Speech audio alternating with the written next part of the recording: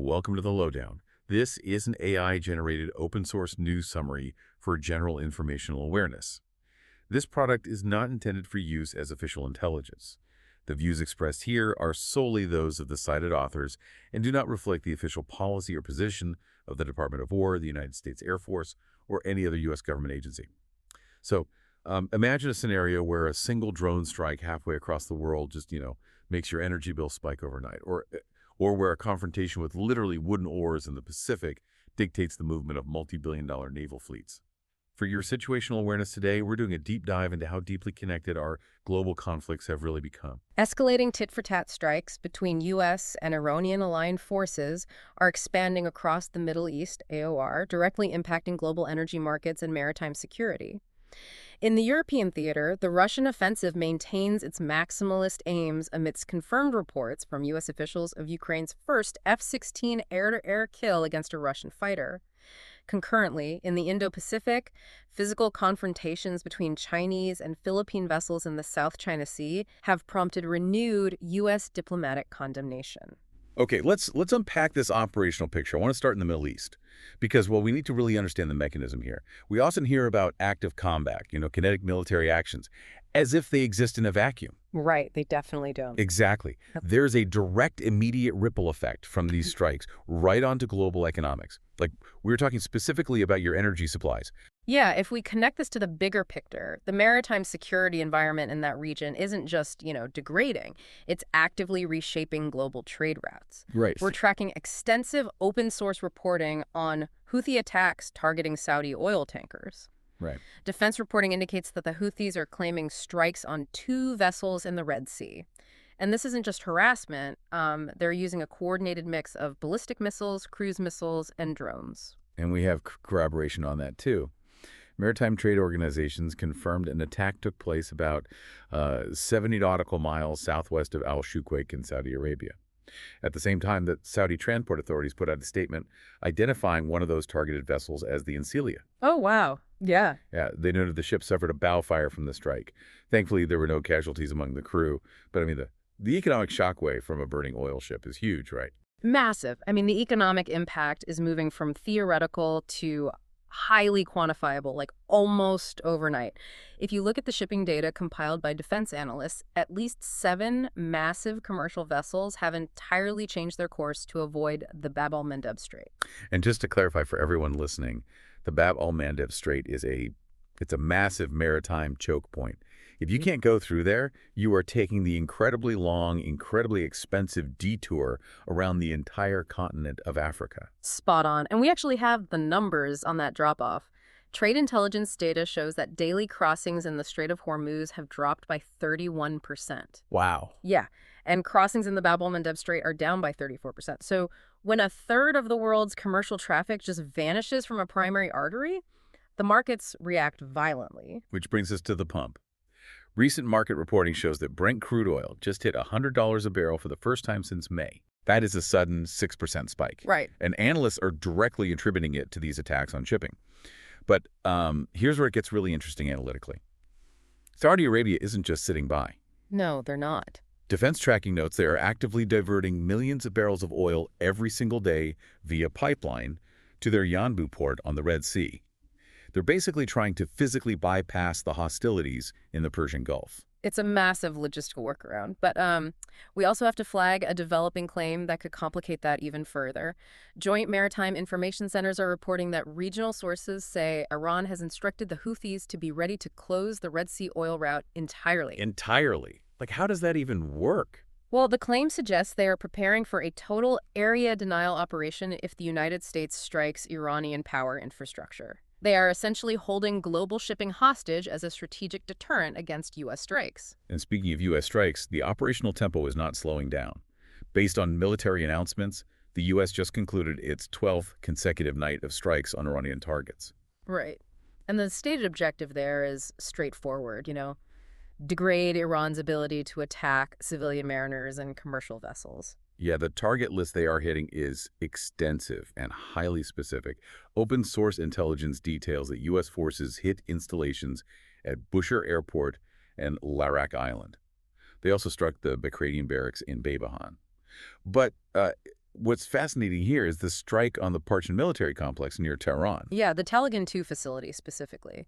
Analysts flagged something super interesting about that site. They noted that the facility is currently receiving a new concrete roof. Which is incredibly telling, right? You don't pour a massive concrete roof on a military facility unless you are actively trying to harden the site against future strikes. Yeah. Specifically, bunker-busting munitions. It shows they're digging in. Exactly. And alongside those strikes, we're seeing some major U.S. posture adjustments in the region. Defense tracking shows the U.S. evacuated aircraft from al-Udeid Air Base in Qatar, moving out transports and refueling tankers. They've also pushed dozens of refueling planes into Israel, Yeah? right? Yeah, they have. But the asset movement that really stands out is the deployment of EA-37B Compass call jets toward the region, which observers tracked via flight data. Oh, wow. Yeah, these aren't bombers. These are highly advanced electronic warfare aircraft designed to completely jam and scramble enemy communications and radar networks. So they are essentially preparing the airspace. Mm-hmm. But this escalation comes with an escalating human cost. It was recently reported that 3 U.S. Army soldiers, First Lieutenant Tyler Feehan, Private Isabella Gonzalez, and Sergeant Angel Rampersad, were killed at Muwafaq Salti Air Base in Jordan. Right, and a 4th soldier, Sergeant Michael Emmanuel Swinton, was killed in Erbil, Iraq. Yeah. And following the dignified transfer ceremony for those soldiers at Dover Air Force Base, reporting shows that President Trump vowed retaliation. He explicitly threatened to destroy Iranian bridges and power plants, including those in Tehran, for any attacks on ships in the Strait of Hormuz. And, well, that rhetoric immediately triggered a response. Iranian-connected media issued a counter-threat stating that Iran will target regional infrastructure and energy facilities that hold American interests if the U.S. follows through on striking Iranian bridges or power plants. This isn't just verbal escalation either. The geography of the strikes is physically widening.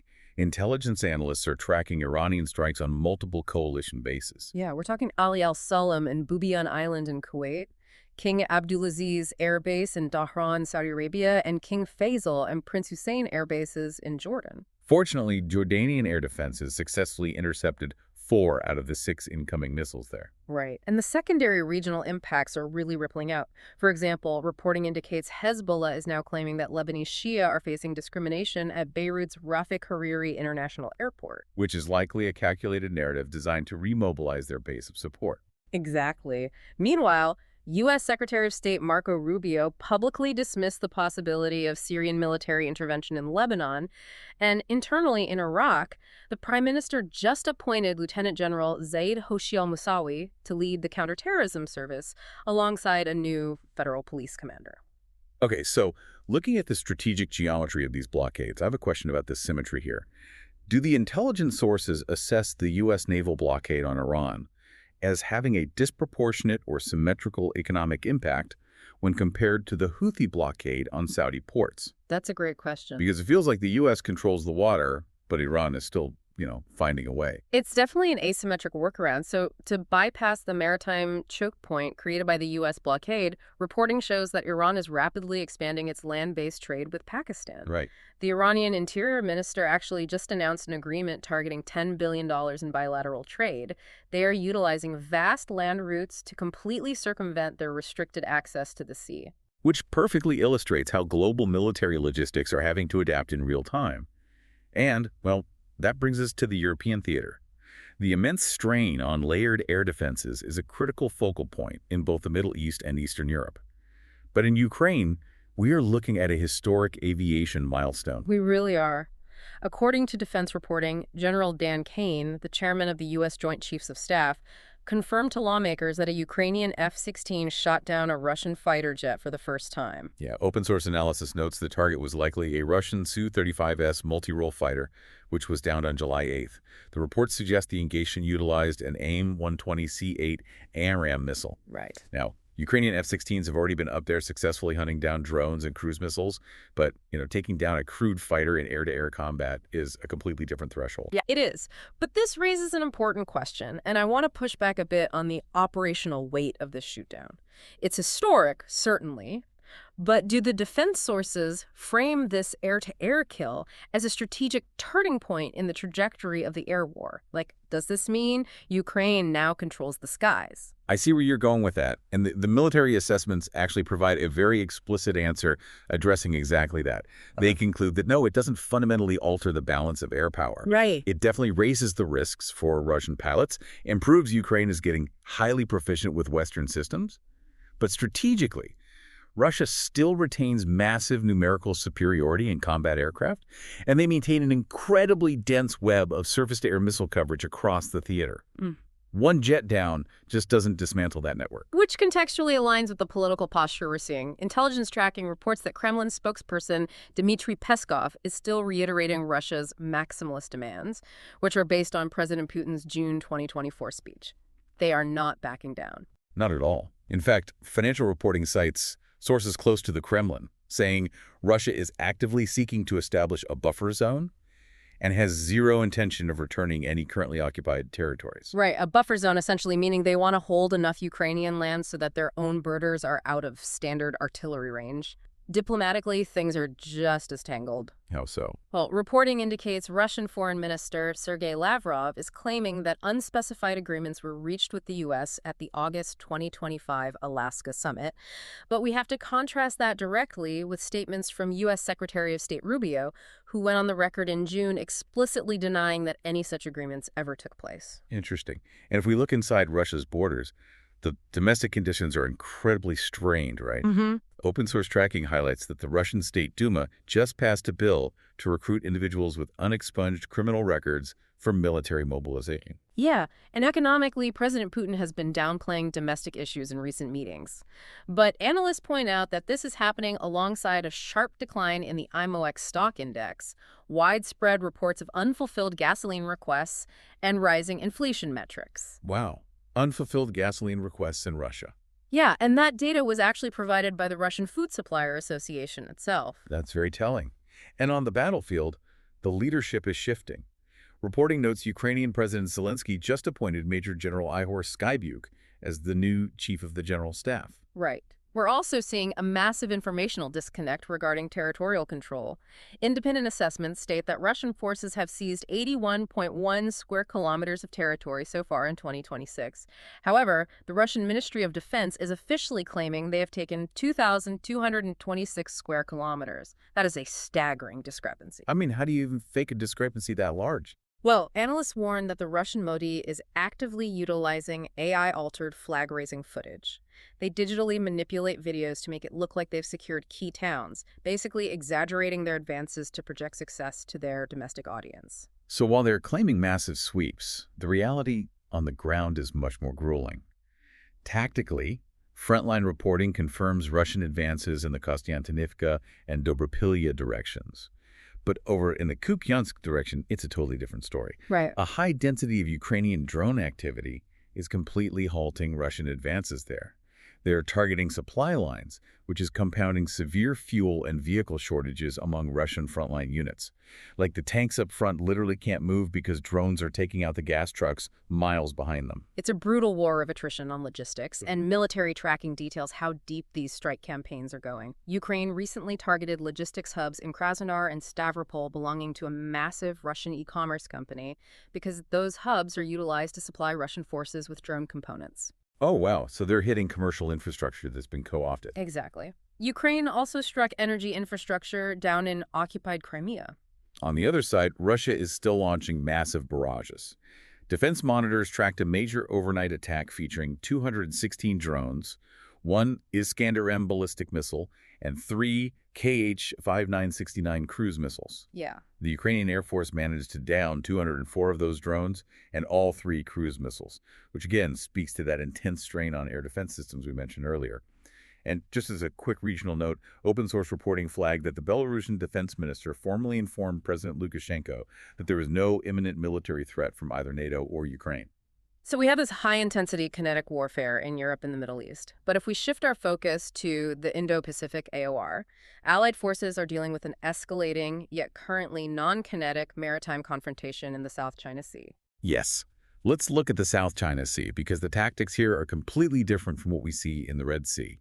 International news agencies are detailing severe physical confrontations between Philippine and Chinese forces. Right. Out of the Second Thomas Shoal, there is a grounded WWII-era Philippine warship called the BRP Sierra Madre that the Philippines uses as an outpost. According to the Philippine military, Chinese Coast Guard personnel engaged Philippine Navy personnel in a physical melee using literally rods and oars. Which is just wild to think about in a modern naval context, and a Filipino sailor actually sustained a head laceration during that clash. Yeah, and in a separate incident near the Scarborough Shoal, reporting notes the Philippines accused a Chinese Coast Guard vessel of firing a high-pressure water cannon at a Philippine government fisheries vessel. The diplomatic fallout from that has been swift. U.S. Secretary of State Marco Rubio, speaking at the ASEAN meeting in Manila, condemned China's actions as disturbing. He used that platform to strongly reaffirm Washington's defense commitments to the Philippines. And the State Department also formally condemned what they called China's dangerous and aggressive actions. Right. But the Chinese response, detailed in diplomatic reporting, is deeply entrenched. The China Coast Guard released a statement defending their personnel, claiming they only took standard, lawful interception measures. Yeah, and the Chinese Foreign Ministry spokesperson took it further, stating it was the Philippine boats that operated dangerously and fiercely attacked Chinese personnel. The Chinese embassy in Manila even released a statement accusing the United States of deliberately sowing discord and fanning the flames of tension in the region. So, what does this all mean strategically? I think the best way to understand this is to look at the mechanics of the gray zone. The Chinese Coast Guard is using water cannons and hand-to-hand melee weapons like rods and oars. Why? Well, it's the geopolitical equivalent of a bully holding their finger an inch from your face and saying, "I'm not touching you." Right. Exactly. They are area denial operations designed specifically to physically test territorial limits. They want to exert control and force a retreat, but they're doing everything possible to avoid crossing the threshold into conventional armed conflict, because that would trigger the U.S.-Philippine Mutual Defense Treaty. How do the defense sources define the Philippine response parameter to these gray zone tactics? Like, do they need to ask permission to resupply their own ship? Absolutely not, and that's the core friction point here. According to regional reporting, Manila maintains a very firm stance. Their resupply missions to the BRP Sierra Madre do not require any permission from China. Right. This is rooted in the Philippine government's strict adherence to the 2016 arbitral ruling. That ruling, under international law, completely invalidated China's expansive territorial claims in the South China Sea. Okay, to summarize the massive scope of today's operational reporting, U.S. and allied forces are actively managing simultaneous crises across the globe. In the Middle East, they are dealing with acute supply chain and energy threats driven by widening maritime blockades and intense kinetic strikes. In Eastern Europe, they are monitoring a front line that is technologically evolving, like we saw with the F-16, but remains highly attritional and driven by maximalist political aims. Concurrently, out in the Indo-Pacific, those same allied forces are having to navigate these escalating physical gray zone provocations in highly contested maritime territories.